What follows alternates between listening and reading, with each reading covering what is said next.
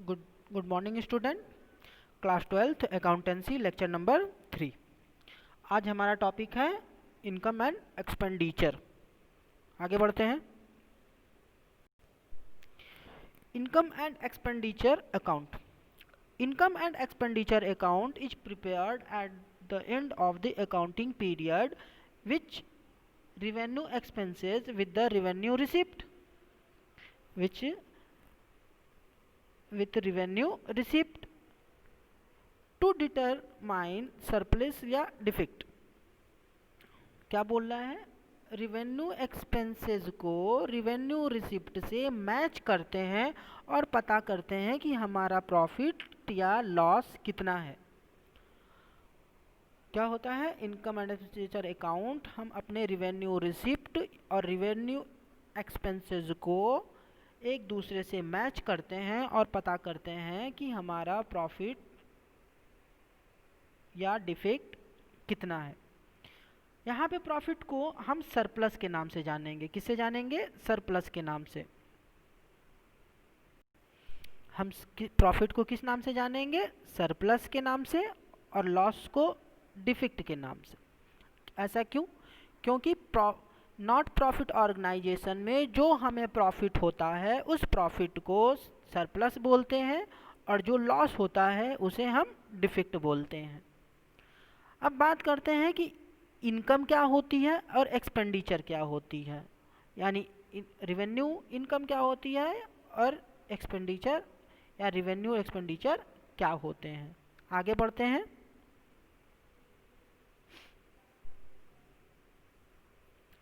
Expenditure it refer to amount spent या liability incurred to acquiring asset, goods या service.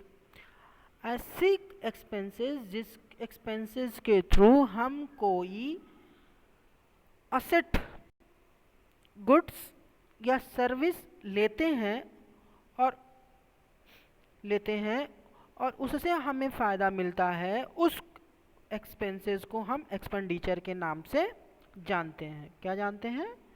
Expenditure से जानते हैं। यानी ऐसे खर्चे जो हमें हमारी असेट्स को, गुड्स को, सर्विस को इंक्रीज करती है, उसे हम एक्सपेंडिचर कहते हैं। क्या कहते हैं? एक्सपेंडिचर कहते हैं। और कैसे को क्या करती है ये एक्सपेंडिचर? क्या करता है? हमारे असेट्स को, गुड्स को, सर्विस को इंक्रीज करता है, बढ़ाता है, उसे हम एक्सपेंडिचर कहते हैं। अब एक्सपेंडिचर कितने टाइप की होती है? एक्सपेंडिचर नॉर्मली दो टाइप की होती है। एक होता है कैपिटल एक्सपेंडिचर और दूसरा होता है रिवेन्यू एक्सपेंडिचर। कैपिटल एक्सपेंडिचर के बारे में जानते हैं। अभी आपसे बात कितने टाइप के होते हैं? कैपिटल एक्सपेंडिचर और रिवेन्यू एक्सपेंडिचर। कैपिटल एक्सपेंडिचर क्या होता है? Incurred to acquire asset या improving the existing asset which will be increase the earning capital of business। यानी कैपिटल एक्सपेंडिचर वो एक्सपेंडिचर होता है, वो खर्चे होते हैं जिससे हम कोई असेट या कोई संपत्ति बनाते हैं और उसको इंक्रीज करते हैं, उसे बढ़ाते हैं। ऐसे खर्चे जो जिससे हम अपनी कोई असेट या कैपिटल बढ़ाते हों या और उसको इंक्रीज करते हों, उसे हम कैपिटल एक्सपेंडिचर कहते हैं। जैसे बिल्डिंग खरीद लेना, क्या हो गया? कैपिटल एक्सपेंडिचर हो गया। लैंड खरीद लेना क्या हो गया? कैपिटल एक्सपेंडिचर हो गया।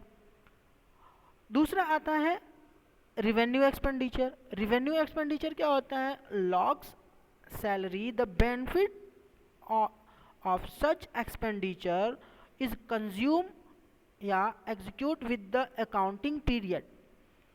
ऐसे एक्सपेंडिचर जो डे टू डे होते हैं, जिससे हम अपनी सर्विस या अपनी प्रॉफिट को या अपने फैसिलिटी को बढ़ाते हैं या अपनी कार्यक्षमता को बढ़ाते हैं, उस एक्सपेंसेस को रेवेन्यू एक्सपेंडिचर कहते हैं, और वो एक्सपेंडिचर डे बाय डे होते हैं या एक्योर्ड नेचर के होते हैं या उसी साल होते हैं। ध्यान रखिएगा, एक्योर्ड नेचर या उसी साल होने वाले एक्सपेंडिचर को जो हमारी कार्य क्षमता को बढ़ाते हैं उसे हम रेवेन्यू एक्सपेंडिचर कहते हैं।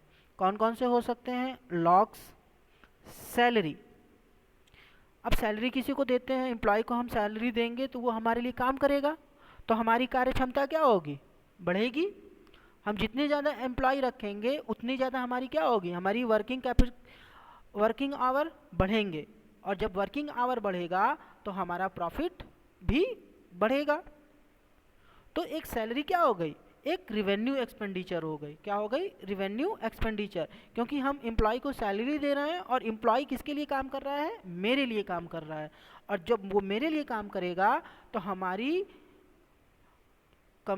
हमारी जो क्षमता होगी वो क्षमता और ज़्यादा बढ़ेगी, और उससे हमें बेनिफिट होगा और उससे हमें फ़ायदा होगा, और आज आने वाले सालों में भी फ़ायदा होगा और करंट ईयर में तो फ़ायदा होगा ही होगा। तो ऐसे खर्चे जो डे बाय डे होते हैं और उससे हमारी इंक्रीजमेंट होती है, हमारी वर्किंग पावर बढ़ती है, और वैसे खर्चे को हम रिवेन्यू एक्सपेंडिचर कहते हैं। ध्यान रखिएगा, रिवेन्यू एक्सपेंडिचर केवल एक अकाउंटिंग पीरियड में नोट किए जाते हैं। क्या किए जाते हैं? एक अकाउंटिंग पीरियड में, यानी एक अकाउंटिंग पीरियड यानी केवल करंट ईयर में इसको नोट किया जाता है। आगे आते हैं, अब बात करते हैं इनकम की। इनकम क्या होता है? It is the profit अर्नेड during the accounting year, यानी एक अकाउंटिंग ईयर में हम जितना भी प्रॉफिट कमाते हैं उसे हम इनकम कहते हैं। क्या कहते हैं? इनकम कहते हैं। यानी एक अकाउंटिंग ईयर में जितना भी हम रिवेन्यू रिसिप्ट करते हैं, ध्यान रखिएगा, प्रॉफिट या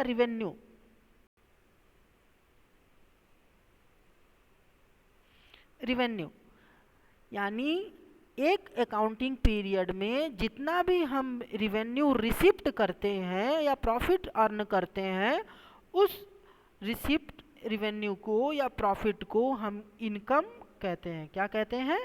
इनकम कहते हैं। यानी एक अकाउंटिंग ईयर में हम जितना भी रिवेन्यू रिसिप्ट करें, उस रिवेन्यू को क्या कहा जाएगा? इनकम कहा जाएगा। क्या कहा जाएगा? इनकम कहा जाएगा। हम एक अकाउंटिंग ईयर में जितना भी प्रॉफिट रिसीव करते हैं या प्रॉफिट अर्न करते हैं, उस प्रॉफिट को या उस रिवेन्यू को हम इनकम कहते हैं। ध्यान रखिएगा, क्या होता है? Revenue day to day activity में शामिल होती है। हम रिवेन्यू रोज रोज करते हैं, और रोज रोज जो रिवेन्यू इनकम होती है उसे हम और उसको कल को रिवेन्यू रिसिप्ट करते हैं, उस रिवेन्यू रिसिप्ट को हम इनकम कहते हैं। ओके, ध्यान रखिएगा इसको। और इनकम की एक फार्मूला भी होती है, रिवेन्यू रिसिप्ट माइनस एक्सपेंसेस। यानी हम जितना भी रिवेन्यू रिसिप्ट करेंगे उससे हम एक्सपेंसेस माइनस कर देंगे, तो हमारा क्या आएगा? इनकम। क्या आएगा? इनकम। चलिए ध्यान रखिएगा इसको। अब बात करते हैं feature of income and expenditure account की। इनकम एंड एक्सपेंडिचर अकाउंट की फीचर, पहला आता है नेचर। इसका नेचर कैसा होता है? इसका नेचर कैसा होता है? नॉमिनल अकाउंट होता है। क्या होता है?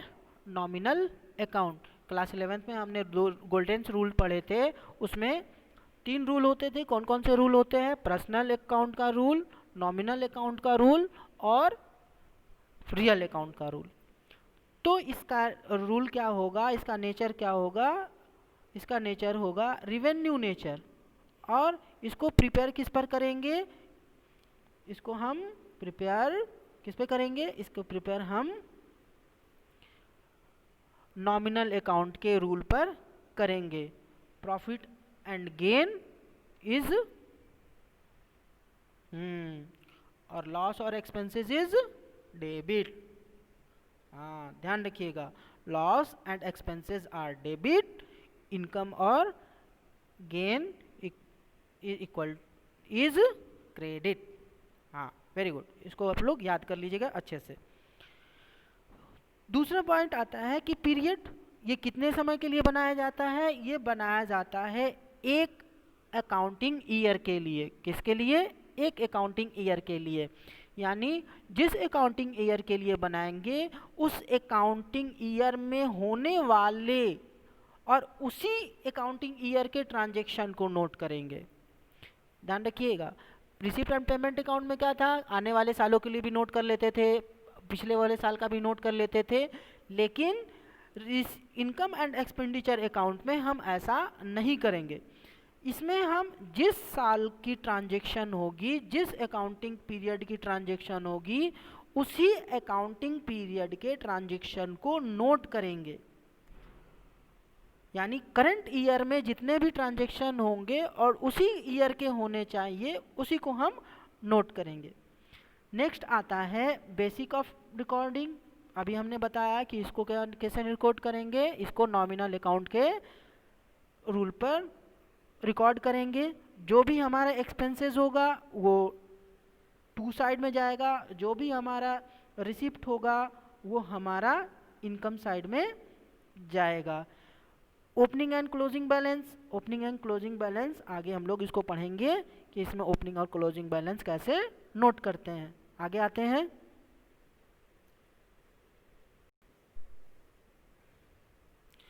अब इसके फॉर्मेट को समझते हैं। इसका फॉर्मेट क्या होता है? ये इसका फॉर्मेट है। ये क्या है? इसका फॉर्मेट।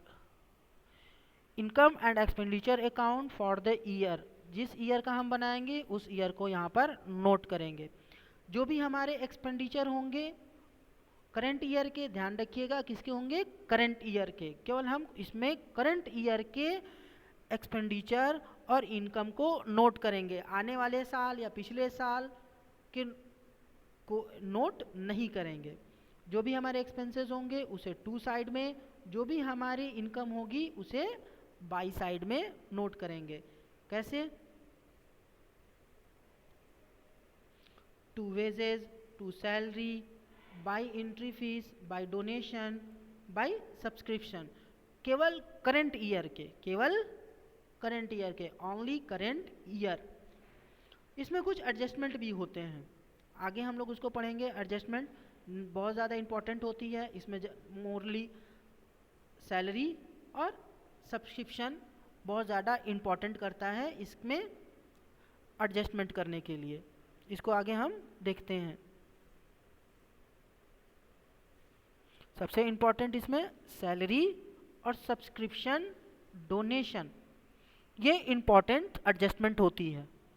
सैलरी, डोनेशन और सब्सक्रिप्शन ये इम्पॉर्टेंट एडजस्टमेंट होती है, जिसको हम लोग आगे देखते हैं, समझते हैं। ओके, आगे बढ़ते हैं। इसमें सबसे इम्पॉर्टेंट आता है रूल। पहले इसको रूल को जान जाते हैं कि अगर हमें कोई अगर रूल्स आएगा उसको फॉलो कैसे करेंगे, या सैलरी होगी तो उसको एडजस्टमेंट में कौन कौन से रूल लगाएंगे। तो सबसे इम्पॉर्टेंट हम रूल पे आ जाते हैं। पहले रूल को जान जाते हैं, फिर उसके बाद क्वेश्चन सॉल्व करेंगे। तो इसमें पहला रूल होता है, दो चीज़ें होंगी, सैलरी आउटस्टैंडिंग होगी, सैलरी आउटस्टैंडिंग होगी या एडवांस होगी, बिगिनिंग ऑफ द ईयर होगी या एंड ऑफ द ईयर होगी। क्या होगी? बिगिनिंग ऑफ द ईयर या प्रीवियस ईयर या एंड ऑफ द ईयर। क्या? End of the year. इसको सॉल्व करना इम्पॉर्टेंट होता है। तो इसको हम जानते हैं, अगर आउटस्टैंडिंग है और उसके साथ क्या है? बिगिनिंग ऑफ द ईयर, तो हम क्या करेंगे, माइनस करेंगे, या प्रीवियस ईयर का होगा तो माइनस करेंगे, क्या करेंगे, माइनस करेंगे।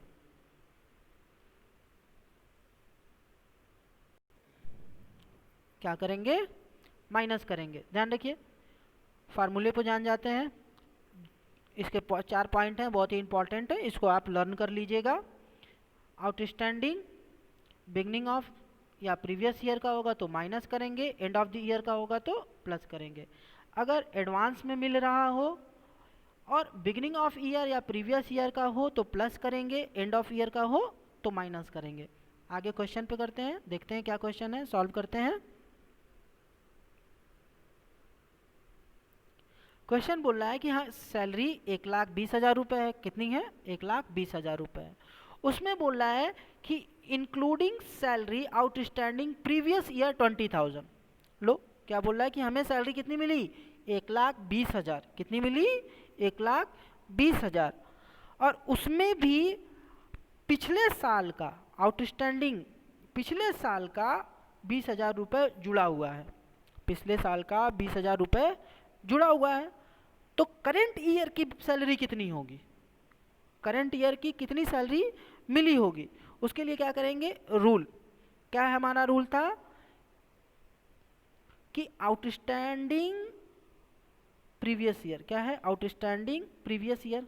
रूल क्या बोलता है, अगर आउटस्टैंडिंग हो और प्रीवियस ईयर का हो तो हमारा क्या होगा, माइनस, क्या होगा, माइनस। तो हमारी ओवरऑल सैलरी 1,20,000, आउटस्टैंडिंग या प्रीवियस ईयर 20,000, लेस कर देंगे, क्या कर देंगे, लेस कर देंगे। तो हमारे पास अमाउंट कितना आया, 1,00,000 रुपए। तो हमारी करंट ईयर की सैलरी कितनी होगी, 1,00,000 रुपए। कितनी होगी, 1,00,000 रुपए। और यही 1,00,000 रुपए किस कहाँ पर ट्रांसफर करेंगे, इनकम एंड एक्सपेंडिचर अकाउंट में। कहाँ करेंगे, इनकम और एक्सपेंडिचर अकाउंट में। कहाँ करेंगे, इनकम और एक्सपेंडिचर अकाउंट में, इसी 1,00,000 रुपए को।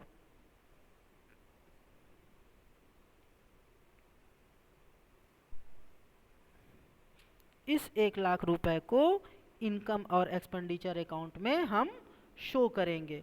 हम पूरा 1,00,000 रुपए, 1,20,000 रुपए नहीं शो करेंगे। कितना शो करेंगे, करंट ईयर का। तो करंट ईयर में हमें कितनी सैलरी मिली, 1,00,000 रुपए। कितनी मिली, 1,00,000 रुपए। तो इसी 1,00,000 को हम इनकम एंड एक्सपेंडिचर अकाउंट में शो करेंगे। ओके, आगे आते हैं, कुछ और कुछ टाइप्स है। दूसरे क्वेश्चन पे सॉल्व करते हैं। हमारा दूसरा क्वेश्चन क्या है, सैलरी हमको कितनी मिल रही है, 1,20,000 रुपये, outstanding at the end of the year, outstanding of end of the year. तो हम अभी रूल क्या हमारा था कि अगर आउटस्टैंडिंग हो और एंड ऑफ द ईयर हो तो हम क्या करते हैं, ऐड कर देते हैं। क्या करते हैं, एंड ऐड कर देते हैं। क्यों ऐड करते हैं कि ये एंड ऑफ द ईयर साल के आखिरी में हमें मिला हुआ है। किसका मिला है, साल के आखिरी में। जो हमारी सैलरी बाकी थी वो साल के आखिरी दिन मुझे मिल गई, तो यानी कंक्लूड वो हमारी इसी साल की सैलरी मिली, तो उसे हम क्या करेंगे, ऐड कर देंगे। तो हमारी करंट ईयर की सैलरी कितनी हो जाएगी, 1,40,000। और इसी 1,40,000 को हम इनकम एंड एक्सपेंडिचर अकाउंट में शो करेंगे। क्या करेंगे, यही हमारा इनकम और एक्सपेंडिचर अकाउंट में जाएगा, इनकम एंड एक्सपेंडिचर अकाउंट में जाएगा। नेक्स्ट पर आते हैं, सैलरी 1,20,000। कितनी है, 1,20,000। Salary given in advance in the beginning of the year. क्या बोला, beginning of the year, advance में है और बिगनिंग ऑफ द ईयर है। एडवांस मिल रहा है, किसमें मिल रहा है, एडवांस, और बिगनिंग ऑफ द ईयर या previous year, beginning of the year या प्रीवियस ईयर। तो हम क्या करेंगे, जोड़ देंगे। क्या करेंगे, जोड़ देंगे। तो हमारी टोटल सैलरी कितनी हो जाएगी, 1,40,000।